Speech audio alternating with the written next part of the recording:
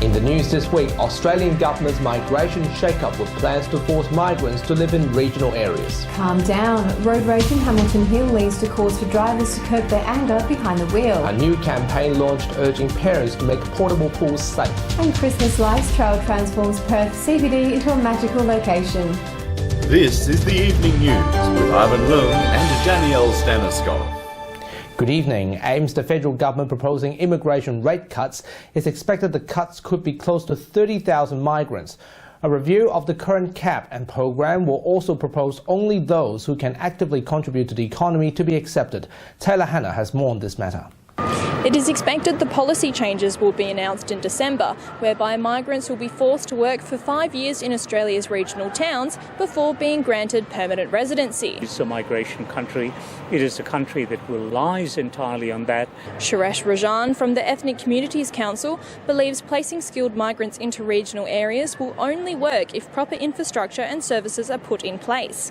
We only need to have the sustainability for a short period of time, because that migration population that goes to the region actually creates a sustainability for the future. They become the people that actually work in those places, and all of a sudden they're sustaining that growth in that region. He also commented that many of these migrants come from similar backgrounds of work and would easily assimilate into those situations. So if they're a agrarian background person and we've got the infrastructure in the region, I have no issue whatsoever. I would applaud the government on doing it. Mr. Rajan said immigration is important in our country developing a culture of its own into the future.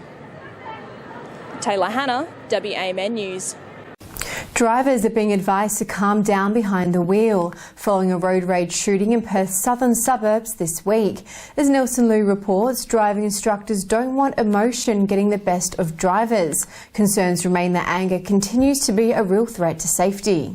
The aftermath of a road rage attack in Hamilton Hill. Police on Dodd Street on Wednesday night after a driver fired blanks at another motorist. Police say flashed their headlights, causing driver anger. The reaction is extreme. Former police officer and current driving instructor Steve Quartermain is concerned. Driver rage like this is an ongoing problem. He says drivers are excessively reacting to other motorists' actions on the road, anger that could be avoided. I've said all around the place, and I've even had young students say to me, if something happens, well, I have to react. Well, no, you don't. The state government has recognised the impact of driver anger. When you see some of the evidence and some of the scenes of serious road rage, it just, it makes you very, very scared. But experts believe it can be resolved by improving driving, staying calm and avoiding dangerous driving situations. Just focus on your driving and try and make sure you do the right thing. Driving instructors say the worst thing you can do in a road rage situation is confront an angry driver. They advise you to leave the area, and if you feel threatened, contact police. Nelson Liu, WAMN News. Infrastructure Australia has granted 2 more Metronet projects approval after months of consultation, allowing Yangchuk Rail Extension and Thornlie to Coburn Link to be commenced. The projects are backed by a joint funding arrangement between the Commonwealth and the state, with contributions of $700 million and $356 million respectively. Improvements to public transport links between Perth's southern suburbs can be expected with a Thornlie-Coburn link. A 14.5-kilometre extension to the Butler train line will service all the way to Yangchuk. We're currently in the initial stages of procurement. In early next year, we consolidate that to 2 potential bidders with the aim of signing contracts mid-next year. Western Australians have been urged to make portable pools safe as a campaign is launched to protect toddlers from drowning. It's launched the Don't Duck Out, Make It Safe campaign with the Royal Life Saving Society, advising parents to actively supervise children, learn CPR, install fences and empty pools when not in use. 1 child dies from drowning on average each year, but the government says toddler drownings can be prevented.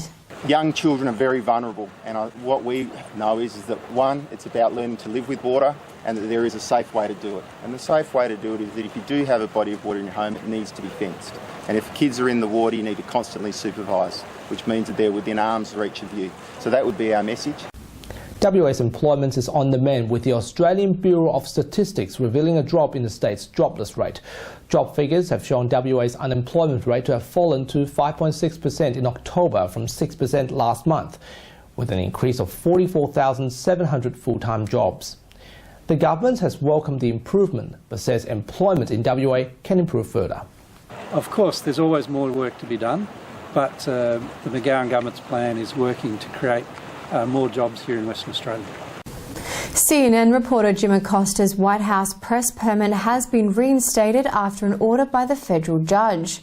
Mr. Acosta was stripped of his pass after heated questioning with President Donald Trump during the post-midterm election press conference. The revoke triggered a lawsuit from CNN, which is backed by other media companies. The order means Mr. Acosta can continue to access the White House until a full hearing is held. The United States State Department expresses confidence that denuclearization agreement made during the historic Singapore summit will be reached. The statement was made despite recent reports of North Korea conducted successful tests of high-tech weapons. The spokesman says President Trump has reassured that North Korea will have a bright future if it denuclearizes.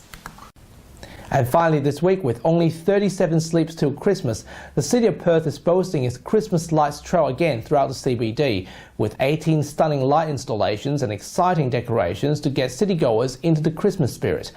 Highlights include Murray Street Mall, Yagan Square, King Square and Council House. Download a map from the Visit Perth website and follow the trail and immerse yourself into thousands of dazzling lights that transform the city into a magical location this Christmas. And that's our news for this week, with the latest news on our website and Facebook page. Our broadcast will be back on the week after. Until then, thanks for being with us. Good night. Good night.